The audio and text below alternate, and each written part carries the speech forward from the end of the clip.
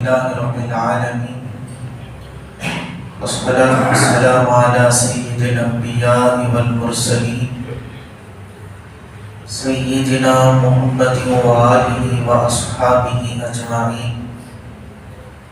قال الله تعالى: أعوذ بالله من الشيطان الرجيم. بسم الله الرحمن الرحيم. ما كان محمد أبا أحد من رجالكم ولكن رسول الله وخاتم النبيين وكان الله بكل شيء عليما. صدق الله العظيم. بزرگان محترم، قابل احترام، سورۃ الاحزاب کی آیت نمبر 40 اس وقت میں نے آپ حضرات کے سامنے تلاوت کرنے کی سعادت حاصل کی ہے. اس آیت کریمہ میں اللہ پاک نے ایک عظیم عقیدے کی طرف رہنمائی فرمائی. وہ عقیدہ ہے ختم نبوت، جو کہ ہم سب کا ایمان کا، اسلام کا بہت بڑا حصہ ہے کہ جس عقیدے کے بغیر کوئی مومن نہیں ہو سکتا.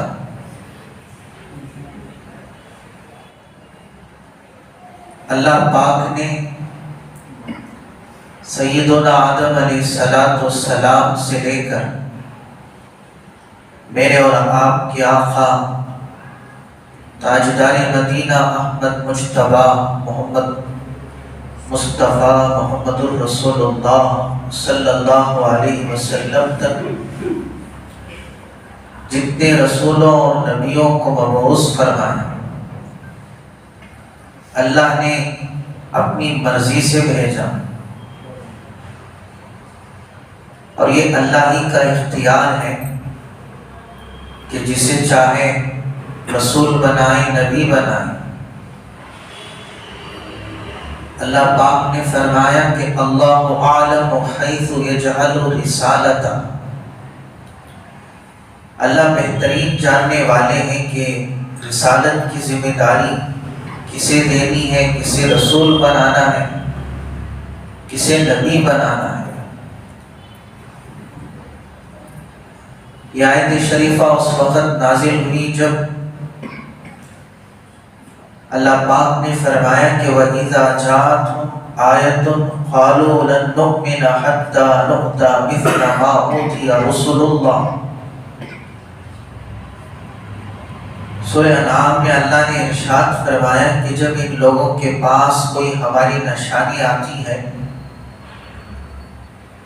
تو یہ کہتے ہیں کہ ہم ہرگز ایمان نہیں لائیں گے جب تک کہ ہمیں وہ عطا نہ کیا جائے جو اللہ کے پیغمبروں کو دیا گیا. اور یہ کہنے والا قریش کا بڑا سردار ابو جہل تھا. ابو جہل نے کہا کہ ہم نے خاندان عبد مناف، جو ہمارے نبی پاک صلی اللہ علیہ وسلم کا خاندان ہے،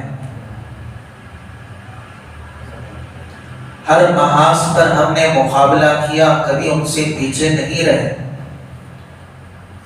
مگر خاندان عبد مناف کہتے ہیں کہ بزرگی اور شرافت میں ہم تم سے آگے ہیں، اس لیے کہ ہمارے خاندان میں نبی ہیں جن پر آسمان سے وحی آتی ہے. تو اس پر ابو جہل حسد میں آ کر کہنے لگا، اللہ کی قسم میں ان کی ہرگز اتباع نہیں کروں گا، ایمان نہیں لاؤں گا، یہاں تک کہ ہم بھی وحی آئے، ہم پر بھی آسمان سے وحی اترے. تو اللہ نے فرمایا کہ اللہ اعلم حیث یجعل رسالتہ. اللہ سب سے بہترین جانتے ہیں کہ کسے رسول بنانا ہے، کسے پیغام دینا ہے، کس پر وحی اتارنی ہے، کس کو نبی بنانا ہے. یہ کوئی کسبی یا اختیاری چیز نہیں، یعنی ایسی چیز نہیں جس سے کوئی مال کما کر حاصل کر لے، یا کوئی دنیا کا عہدہ نہیں، اقتدار نہیں کہ ووٹوں سے حاصل کر لیا جائے۔ یہ وہ منصب ہے، اللہ یصطفی من الملائکۃ رسلا ومن الناس، یہ سورہ حج میں اللہ نے فرمایا اللہ جسے چاہتے ہیں فرشتہ بناتے ہیں، جسے چاہتے ہیں رسول بناتے ہیں۔ تو جو رسول بن کر آئے، جو نبی بن کر آئے، وہ اپنی مرضی سے رسول نہیں بنے، یا کوئی خاندانی منصب نہیں ہے، بلکہ اللہ نے جسے چاہا رسول بنا دیا، جسے چاہا نبی بنا دیا۔ تو اللہ کے اختیار پر یہ منصب منحصر ہے۔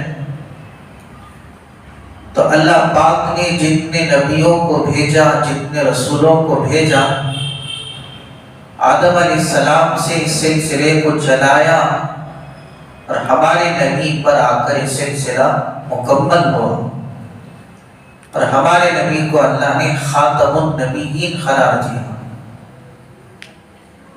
خاتم النبیین کے معنی ہے کہ وہ نبی کے جو نبیوں کے سلسلے کو ختم کرنے والے ہیں، نبوت کے دروازے کو بند کرنے والے، کہ جن پر نبوت کا، رسالت کا دروازہ بند ہو گیا۔ حتیٰ کہ آپ علیہ السلام کو آخری نبی بنانا اللہ کو منظور تھا، اسی لیے ہمارے نبی کی نرینہ اولاد بھی بچپن ہی میں انتقال کر گئی۔ اور اس آیت شریفہ کی ابتدا بھی اللہ نے جس طرح فرمائی ہے کہ ہر بات واضح ہے، اظہر من الشمس، کہ سورج کی روشنی سے زیادہ روشن ہے۔ اللہ نے فرمایا کہ ما کان محمد ابا احد من رجالکم، محمد صلی اللہ علیہ وسلم تم مردوں میں سے کسی کے والد نہیں، کسی کے باپ نہیں۔ یعنی اللہ نے اس لیے فرمایا کہ جاہل لوگ یہ کہنے لگے کہ جب ہمارے نبی کا نکاح حضرت زینب سے ہوا، جو کہ حضرت زینب حضرت زید کی بیوی تھی، حضرت زید نے طلاق دے دی، وہ مطلقہ ہو گئی، دونوں کے درمیان بات بن نہیں پائی، تفریق ہو گئی، تو اللہ کے حکم سے ہمارے نبی کا نکاح حضرت زینب سے ہو گیا، اور خود اللہ نے ہمارے نبی کا نکاح حضرت زینب سے فرما دیا۔ تو اس پر جاہلین کہنے لگے کہ دیکھو، یہ کہتے ہیں کہ نبی ہے مگر اپنی بہو سے نکاح کر لیا، اپنے بیٹے کے بیوی سے نکاح کر لیا، اس لیے کہ حضرت زید رضی اللہ عنہ کہ سارے قرآن میں کسی صحابی کا نام نہیں آیا، اگر کسی صحابی کا آیا تو صرف حضرت زید کا نام آیا سارے کلام پاک، اور نام اس لیے آیا کہ اللہ نے ہمارے نبی کی صفائی پیش فرما کہ لوگ حضرت زید کو ہمارے نبی کی سگی اولاد سمجھتے تھے،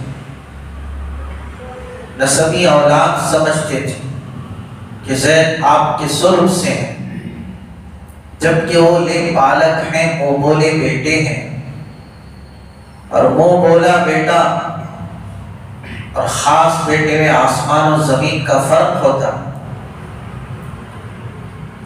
کہ منہ بولا بیٹا اگر وہ کسی سے نکاح کرے تو اس کی بیوی سے منہ بولے باپ کے لیے پردہ کرنا ضروری ہوتا۔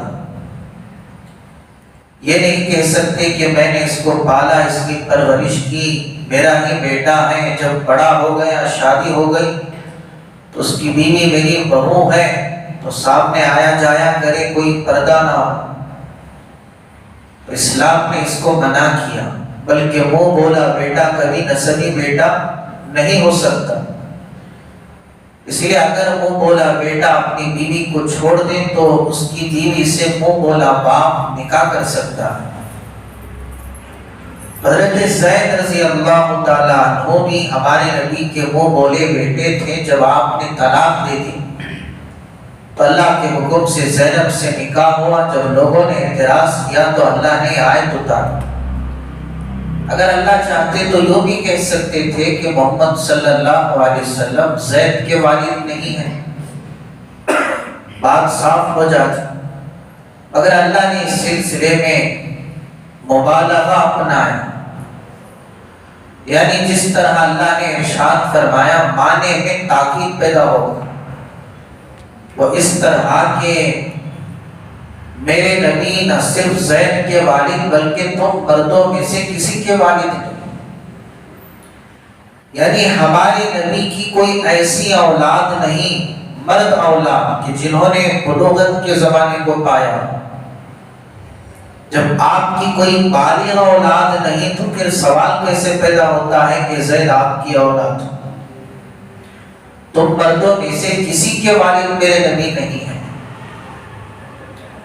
البتہ آپ کی بیٹیاں تھیں کہ جن سے نسل چلی، حضرت خدیجہ سے 4 بیٹیاں اور 3 بیٹے، حضرت زینب، حضرت ام کلثوم، حضرت رقیہ، حضرت فاطمہ رضی اللہ تعالیٰ عنہ، اور 3 بیٹے قاسم، طیب، طاہر، اور اس کے علاوہ ایک اور فرزند ارجمند تھے حضرت ابراہیم جو ماریہ طبیعت سے تھے، جو آپ کی باندی تھی۔ تو یہ چاروں کے چاروں نرینہ اولاد بچپن ہی میں انتقال کر گئے۔ تو جو لڑکے بچپن ہی میں بالغ ہونے سے پہلے انتقال کر جائیں ان لڑکوں کو مرد نہیں کہتے، یعنی وہ رجال میں داخل نہیں ہوتے، وہ طفل میں، لڑکوں میں شامل ہوتے ہیں۔ تو جب کوئی بالغ اولاد کی میرے نبی والد نہیں تو زید کہاں سے بیٹے ہو سکتے ہیں؟ البتہ آگے اللہ نے فرمایا وَلَٰكِن رسول اللہ، لیکن عربی زبان میں وہاں استعمال ہوتا ہے جہاں پچھلے جملے میں کوئی شبہ ہو تو اس کو ظاہر کیا جائے، یعنی یہ شبہ ہو سکتا ہے کہ نبی جبکہ نبی ہونے کی حیثیت سے پوری امت کے والد ہوتے ہیں، یہاں اللہ نے فرمایا کہ والد نہیں تو اللہ نے لیکن لا کر یہ فرمایا کہ رسول ہونے کی حیثیت سے پوری امت کے روحانی باپ ہیں۔ اگرچہ کہ تم مردوں میں سے کسی کے حقیقی والد نہیں، لیکن اللہ کے رسول ہونے کی حیثیت سے پوری امت کے لیے ایسا درجہ رکھتے ہیں جیسے باپ اولاد کے لیے درجہ رکھتا ہے۔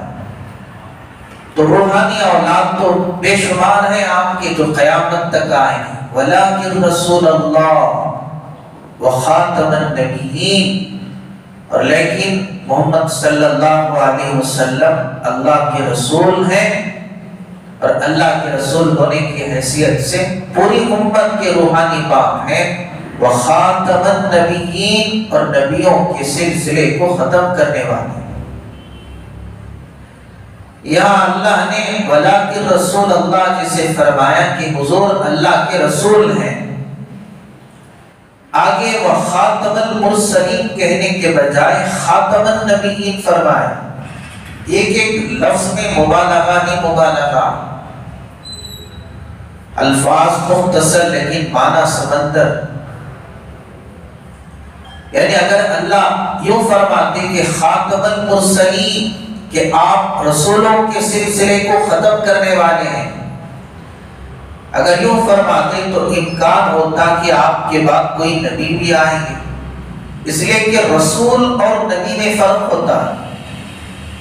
اس بات کو اچھی طرح ذہنوں میں بٹھائیں۔ رسول کہتے ہیں اس ذات کو کہ جن کو کامل شریعت بھی ملی ہو، آسمانی کتاب بھی ملی ہو، جیسے ابراہیم علیہ السلام ہے، موسیٰ علیہ السلام ہے، عیسیٰ علیہ السلام ہے۔ کہ جنہیں اللہ نے نبی بھی بنایا، رسول بھی بنایا.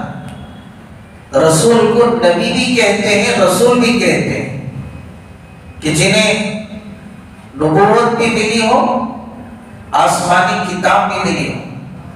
لیکن نبی اس ذات کو کہتے ہیں جنہیں نبی تو اللہ نے بنا دیا مگر کوئی آسمانی کتاب نہیں دیا، بلکہ شریعت اور کتاب کے سلسلے میں کسی اور نبی کا اللہ نے تابع بنا دیا. جیسے ہارون علیہ السلام موسیٰ علیہ السلام کے بھائی. ہارون علیہ السلام نبی تو ہوئے، وَأَخَاهُ هَارُونَ نَبِيًّا، مگر رسول نہیں کہہ سکتے کہ انہیں اللہ نے کامل کتاب نہیں دی، شریعت نہیں دی، بلکہ کتاب میں، شریعت میں حضرت ہارون، حضرت موسیٰ علیہ السلام کتابیں ہیں. تو یہاں اللہ پاک نے ہمارے نبی کو یوں فرمایا کہ وہ خاتم النبیین، آپ کے بعد نہ کوئی رسول آئے گا نہ کوئی نبی آئے گا. رسولوں کا سلسلہ بھی مکمل، نبیوں کا سلسلہ بھی مکمل. تو اللہ نے رسول کہنے کے بجائے نبی فرما دیا.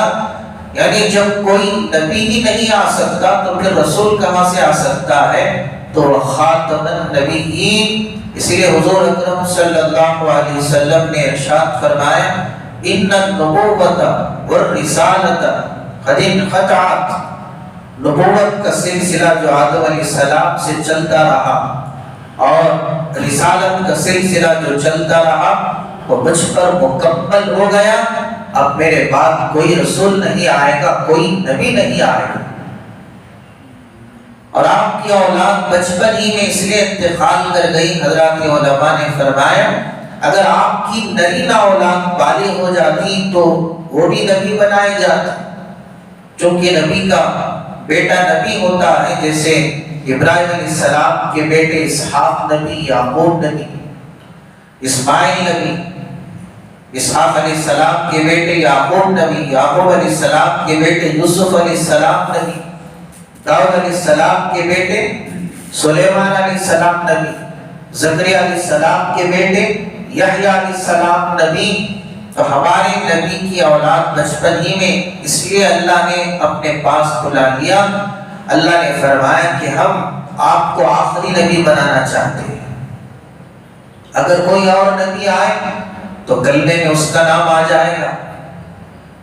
اور ہم چاہتے ہیں کہ اذان میں، اقامت میں، کلمے میں آپ کا نام ہمیشہ کے لیے اللہ کے نام کے ساتھ جڑ جائے. اب قیامت تک آپ کی رسالت چلے گی، آپ کی نبوت چلے گی. اے میرے نبی، یہی ہمارا فیصلہ اور یہی ہمیں پسند ہے کہ ہم آپ کو اپنا لاڈلا اور آخری نبی بنانا چاہتے ہیں. وَكَانَ اللَّهُ بِكُلِّ شَيْءٍ عَلِيمًا، اور اللہ ہر چیز کا جاننے والا ہے.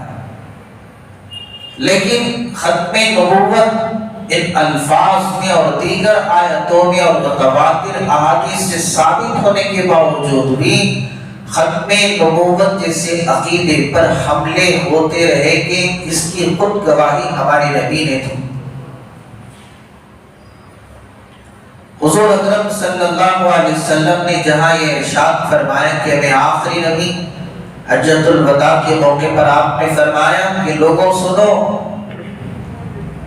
لا نبی بعدی، میرے بعد کوئی نبی نہیں، ولا امت بعدکم، تمہارے بعد کوئی امت نہیں. تم آخری امت ہو، میں آخری نبی ہوں. قرآن آخری کتاب ہے، اسلام آخری دین ہے، شریعت آخری شریعت ہے. لیکن یاد رکھو قیامت تک ایسے ایسے فتنے آئیں گے جن فتنوں میں یہ بھی باتیں ہوگی کہ کوئی نبوت کا بھی دعویٰ کرے گا، کوئی رسول ہونے کا بھی دعویٰ کرے گا. آپ نے فرمایا سَيَكُونُ فِي أُمَّتِي كَذَّابُونَ ثَلَاثُونَ كُلُّهُمْ يَزْعُمُ أَنَّهُ نَبِيٌّ، کہ میری امت میں 30 افراد ایسے پیدا ہوں گے جو کہ مکار ہیں، جھوٹے ہیں، دجال ہیں، لیکن سب کے سب یہ دعویٰ کریں گے کہ وہ نبی ہیں. سن رکھو انا خاتم النبیین، میں آخری نبی ہوں، لا نبی بعدی، میرے بعد کوئی نبی نہیں آئے گا۔ تو یہ جو سلسلہ ہمارے نبی کے زمانے ہی سے شروع ہو گیا۔ ہمارے نبی کے زمانے میں مسیلمہ کذاب نے دعویٰ کیا، دو قاصدوں کو بھیجا خط دے کر ہمارے نبی کی خدمت میں، جس میں اس نے یوں لکھا من مسیلمہ رسول اللہ الی محمد رسول اللہ، یہ خط مسیلمہ کی طرف سے جو اللہ کا رسول ہے، محمد کی طرف سے جو اللہ کے رسول ہے۔ اپنے آپ کو اللہ کا رسول کہنے لگا مسیلمہ۔ اس خط میں ہمارے نبی کی خدمت میں اس نے یہ پیغام بھیجا کہ آپ بھی اللہ کے رسول ہیں، میں بھی رسول ہوں، لہٰذا جتنا یہ عرب کا علاقہ ہے آدھا علاقہ آپ لے لیں، آدھا علاقہ میں لے لوں گا۔ تو حضور اکرم صلی اللہ علیہ وسلم نے ان قاصدوں سے پوچھا کہ تمہارا اس کے بارے میں کیا خیال ہے؟ کہنے لگے ہم رسول مانتے ہیں تبھی تو خط لے کر آئے۔ آپ نے فرمایا کہ اگر سفیروں کے قتل کرنے کے سلسلے میں قانون نہ ہوتا تو میں تمہیں قتل کر دیتا۔ میرے بعد اگر کوئی کسی کو نبی مانتا ہے تو اس کی یہی سزا ہے کہ قتل کر دو، واجب القتل ہے۔ جہاں اسلامی شریعت کو حکومت، یہاں تو جمہوریت ہے، یہاں تو قتل تو نہیں کر سکتے، البتہ مسلمانوں کی ذہن سازی کر سکتے ہیں، مسلمانوں کو بتا سکتے ہیں، اور بتانا بھی ضروری ہے کہ جس فتنے کی نشاندہی ہمارے نبی نے فرما دی، آج بھی وہ فتنے دندنا رہے ہیں۔ حضرت ابوبکر صدیق رضی اللہ عنہ کے ذریعے مسیلمہ کا خاتمہ کیا گیا، اس کو ختم کیا گیا۔ مسیلمہ کے بعد بھی بہت سے لوگوں نے دعویٰ کیا، جن میں تو بدنام زمانہ آج کا ایک تو غلام احمد قادیانی کا سلسلہ بھی چل رہا ہے، اسی طرح نت نئے فتنے، جیسے گوہر شاہی کا بھی فتنہ ہے، شکیل بن حنیف کا بھی فتنہ ہے۔ یہ وہ ظالم ہیں، یہ وہ فرعون ہیں، یہ وہ دجال ہیں، مکار ہیں، جھوٹے ہیں، حرامی ہیں، کہ جو اپنے آپ کو کوئی عیسیٰ ہونے کا دعوے دار بتاتا ہے، کوئی مہدی ہونے کا دعوے دار بتاتا ہے، کوئی نبی ہونے کا دعوے دار بتاتا ہے۔ غلام احمد قادیانی جس کے ماننے والے ہمارے اس شہر میں بھی ہیں، جس کی مسجد بھی ہمارے شہر میں ہے، غلام احمد قادیانی ظالم کا یہ کہنا ہے کہ وہ خود محمد بن کے نعوذ باللہ دنیا میں آیا ہے۔ وہ کہتا ہے کہ اللہ نے محمد صلی اللہ علیہ وسلم کو 2 مرتبہ پیدا فرمایا، ایک مرتبہ مکے میں، دوسری مرتبہ پنجاب کے قادیانی علاقے میں۔ اب اس کے ماننے والے بھی پیدا ہو گئے، اس فتنے کی تبلیغ کرنے والے بھی موجود ہیں۔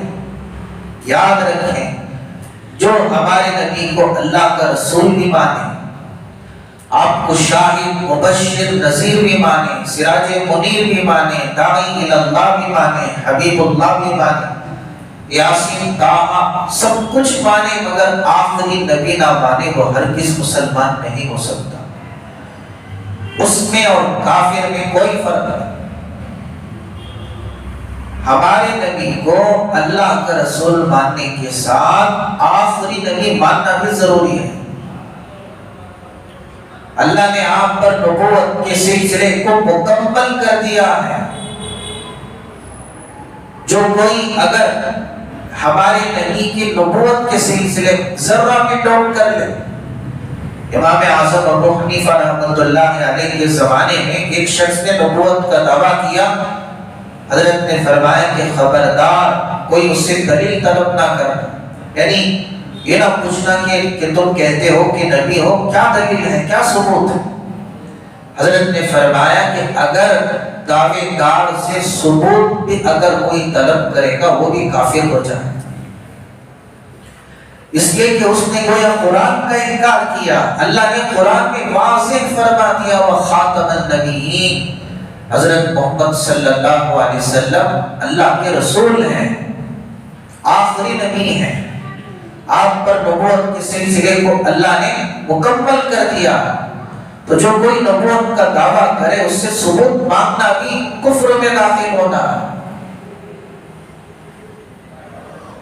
تو یہ غلام احمد قادیانی، اس کے ماننے والے سارے کافر، ان کے کفر میں رائے کے دانے کے برابر بھی کوئی شک نہیں، کوئی ڈاؤٹ نہیں۔ اسی طرح جو فتنہ چل رہا ہے شکیل بن حنیف کا، علماء کرام سے بارہا آپ سن رہے ہیں، جو بہار کا رہنے والا جس نے دعویٰ کیا کہ وہ عیسیٰ ہے۔ ہاں، ہمارا عقیدہ ہے کہ قیامت کے قریب عیسیٰ علیہ السلام آئیں گے، پیدا نہیں ہوں گے، آسمان سے اتریں گے، وہ پیدا ہو چکے ہیں حضرت مریم سے، لیکن وفات نہیں ہوئی۔ اللہ نے رفعہ اللہ الیہ، آسمانوں میں اٹھا لیا۔ قیامت کے قریب آئیں گے، مگر اپنی شریعت پر، نبوت پر عمل نہیں کریں گے، ہمارے نبی کے غلام بن کر، تابع بن کر آئیں گے، امتی بن کر آئیں گے۔ قیامت تک صرف ہمارے نبی کی نبوت چلے گی۔ ہمارے نبی نے فرمایا اگر اب موسیٰ علیہ السلام بھی زندہ ہوتے، فرض کر لو موسیٰ بھی آ جائیں، اگر وہ نجات چاہتے ہیں تو میری ہی غلامی اختیار کرنی پڑے گی، اب کسی کی شریعت نہیں چل سکتی۔ تو شکیل بن حنیف کا وقت کہہ رہا ہے کہ وہ عیسیٰ ہے، وہ تو حنیف کا بیٹا ہے، جس عیسیٰ کا ہمیں انتظار ہے وہ مریم کے فرزند ہیں، مریم کے بیٹے ہیں۔ اسی طرح لندن میں بیٹھ کر جو یونس کے نام پر جو وقت کا بڑا ٹکلا کہیے، یونس گوہر شاہی، اپنے مختلف بیانات کے ذریعے لوگوں کو گمراہ کر رہا ہے، دین کی باتیں بتا کر، نماز کی بات بتا کر، مختلف اعمال بتا کر وہ کہہ رہا ہے کہ وہ مہدی ہے۔ اس کا پیر کا مقام جو ریاض ہے، اس کا مقام تو ہمارے نبی سے بھی زیادہ ہے، نعوذ باللہ۔ تو میرے بھائیوں، یہ وہ فتنے ہیں جس کی طرف ہمارے نبی نے نشان نہیں فرما دی کہ قیامت کے قریب ایسے ایسے فتنے آئے گی کہ جن کا ایمان کمزور ہوگا ان فتنوں میں ملوث ہو جائے گا، جن کا ایمان مضبوط ہوگا اللہ ان کی حفاظت فرمائے۔ اس لیے اللہ کے نبی صلی اللہ علیہ وسلم نے فرمایا کہ ایسے فتنے آئیں گے، مسلمان صبح میں مسلمان رہے گا، شام میں کافر ہو چکا ہوگا، اسے احساس تک نہیں ہوگا۔ شام میں مسلمان رہے گا، صبح کرے گا تو اسلام سے نکل چکا ہوگا۔ بلکہ اللہ کے نبی نے حضرات صحابہ سے فرمایا اللہ کے حضور میں دعا کرو، اللہم یا مقلب القلوب ثبت قلبی علی دینک، اے دلوں کے پھیرنے والے ہمارے دل کو اپنے دین پر مضبوطی سے جما دو۔ حضرات صحابہ نے عرض کیا یا رسول اللہ هل تخاف علینا، کیا آپ کو ہم پر ڈر ہے، خوف ہے کہ ہم اسلام سے ہٹ جائیں؟ اللہ کے نبی نے فرمایا کہ ہاں مجھے ڈر ہے، اس لیے کہ آپ نے فرمایا تمام انسانوں کے دل رحمان کی دو انگلیوں کے درمیان میں ہیں، اللہ جیسے چاہتا ہے پلٹتا ہے۔ تو ہمیشہ اپنی ایمان کی فکر کرو، اسلام کی فکر کرو، عقائد کی فکر کرو۔ عقیدہ ہی اصل ہے، ایمان ہی اصل ہے، ایمان نہیں تو کچھ بھی نہیں۔ اللہ نے فرمایا قُلْ هَلْ نُنَبِّئُكُم بِالْأَخْسَرِينَ أَعْمَالًا، اے میرے نبی آپ ان سے فرما دیجئے کہ ہم تمہیں نہ بتائیں اعمال کے اعتبار سے خسارے والے کون ہیں؟ الَّذِينَ ضَلَّ سَعْيُهُمْ فِي الْحَيَاةِ الدُّنْيَا، وہ لوگ ہیں کہ جن کے اعمال دنیا ہی میں ضائع ہو گئے۔ وَهُمْ يَحْسَبُونَ أَنَّهُمْ يُحْسِنُونَ صُنْعًا، وہ سمجھتے تھے کہ وہ نیک کام کر رہے ہیں، نماز پڑھ رہے ہیں، حج کر رہے ہیں، روزہ رکھ رہے ہیں۔ فَلَا نُقِيمُ لَهُمْ يَوْمَ الْقِيَامَةِ وَزْنًا، ان کے اعمال کا ہمارے یہاں رائے کے دانے کے برابر بھی کوئی وزن نہیں۔ اس آیت کے تحت حضرات مفسرین نے فرمایا عقیدے غلط ہونے کی وجہ سے قیامت کے دن اللہ ایک سجدے کو بھی قبول نہیں فرمائے گا۔ قیامت کے دن رائے کے دانے کے برابر بھی بدلہ حاصل کرنے کے لیے ایمان کا ہونا شرط ہے۔ ایمان نہیں، پہاڑ جیسے اعمال لے کر آؤ، کوئی عمل قبول نہیں ہو۔ تو ایمان بنیادی چیز ہے، اسلام عقیدہ یہی اصل ہے۔ اگر کسی میں کچھ کمی آ گئی، لاکھ سجدے کر لو، لاکھ نماز پڑھ لو، ہر سال حج کرو، لیکن ایمان کے بغیر کوئی عمل معتبر نہیں ہے۔ تو عقائد کی حفاظت کرنا، اللہ سے مانگنا، گڑ گڑانا ہم میں سے ہر ایک کی ذمہ داری ہے، وقت کا تقاضا ہے۔ انشاءاللہ عقیدہ ختم نبوت کے سلسلے میں آئندہ ہفتہ بھی آپ کی خدمت میں عرض کرنے کی جستجو کروں گا۔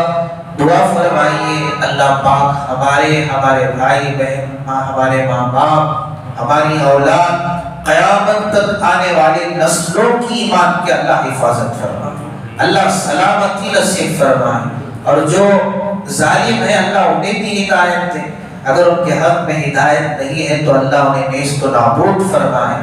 آمین ثم آمین وآخر دعوانا الحمدللہ رب العالمین۔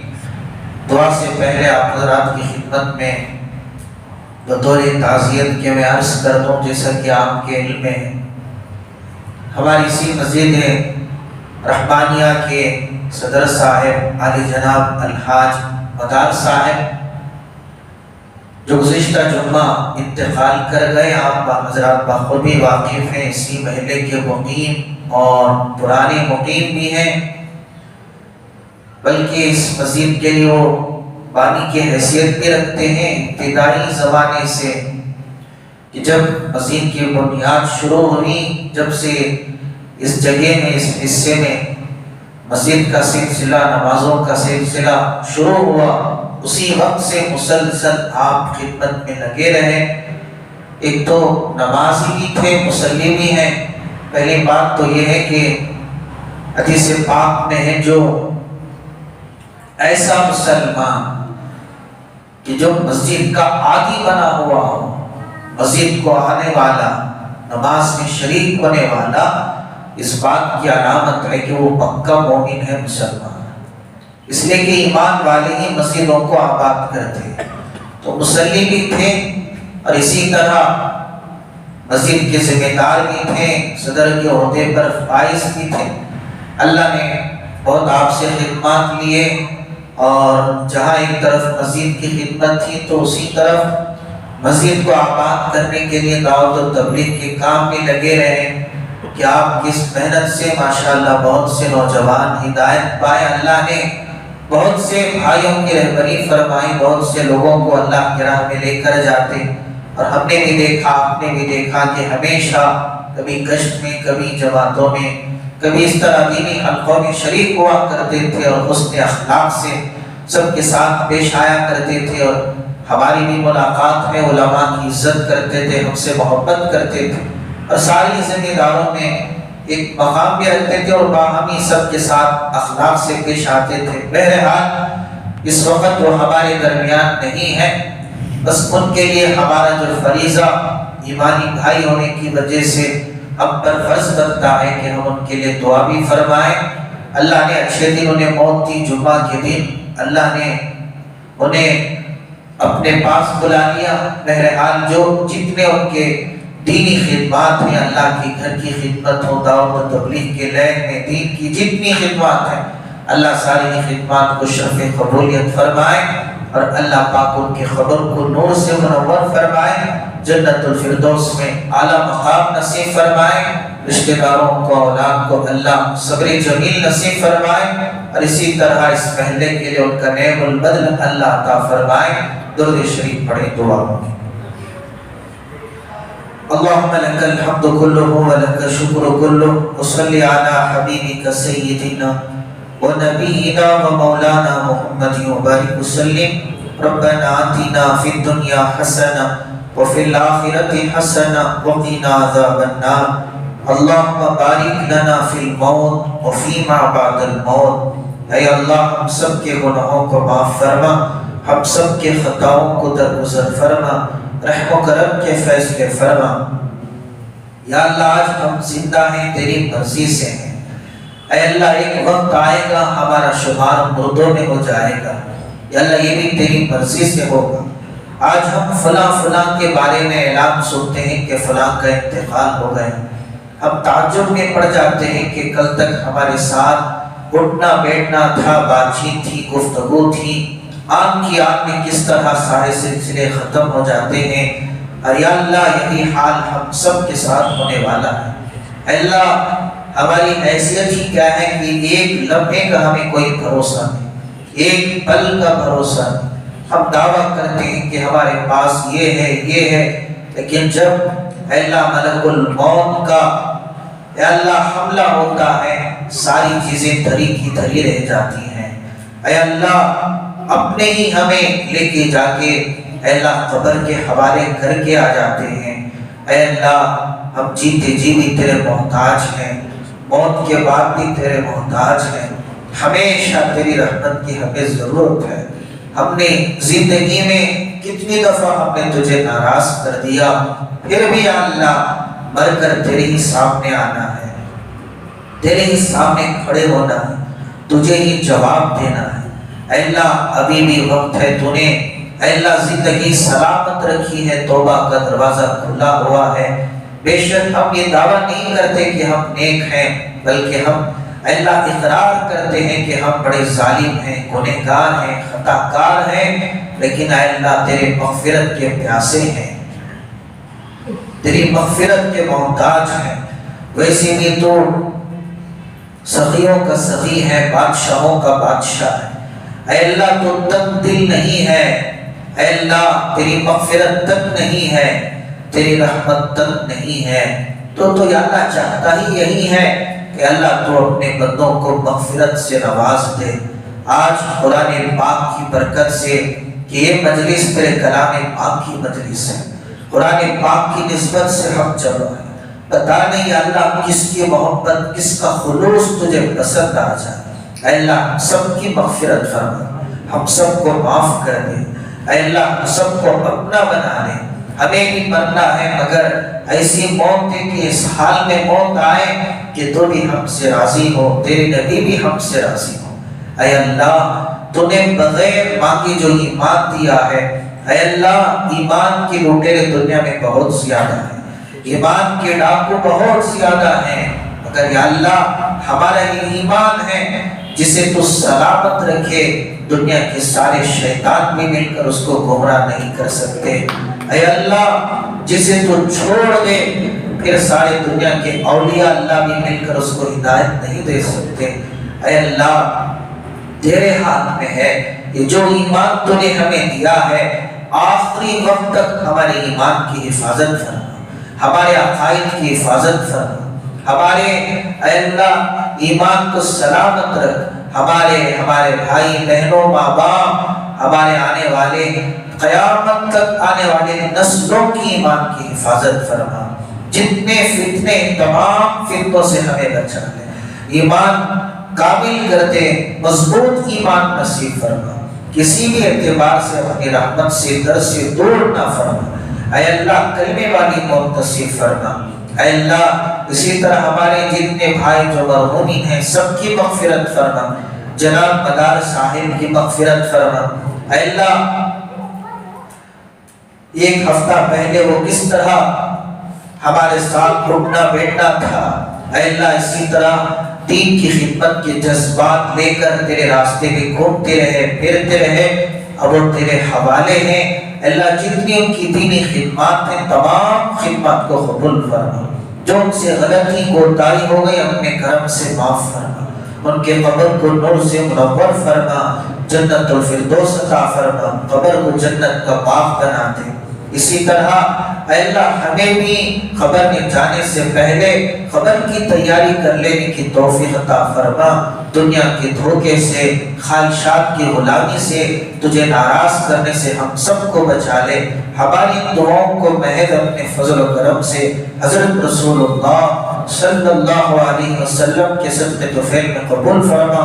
سبحان ربک رب العزت عما یصفون وسلام علی المرسلین والحمد للہ.